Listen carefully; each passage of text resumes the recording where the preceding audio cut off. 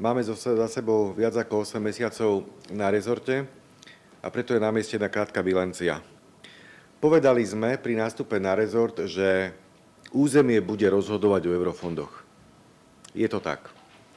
Povedali sme, že územie bude participovať na nastavovaní eurofondových víziev. Je to tak. Povedali sme, že peniaze presunieme do regiónov. Je to tak. Od 22.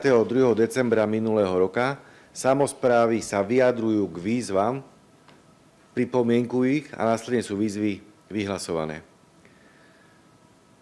Praxou je už aj to, že stále viac peňazí posúvame do regiónov a za 8 mesiacov si môžeme povedať, že do regiónov sme vo výzvach už poslali viac ako 1 miliardu eur, a to napriek tomu, že našou ambíciou v programovom vyhlásení vlády bolo v priebehu celého volebného obdobia uvoľniť do regiónov 2,3 miliardy. Tak sme mali ambíciu 2,3 miliardy za 4 roky, po 8 mesiacoch je už viac ako miliarda v území.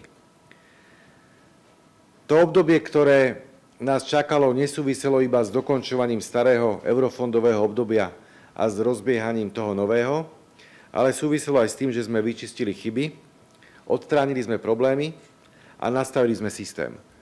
Zvýšené limity vo verejných obstarávaniach, jasné nové personálne obsadenie rád partnerstva a kooperačných rád na úrovni VUCIEK, novela zákona o eurofondoch, ale rovnako aj mapa partnerstva. Toto sú všetko kroky, vďaka ktorým garantujeme stabilitu, predvídateľnosť a pripravenosť.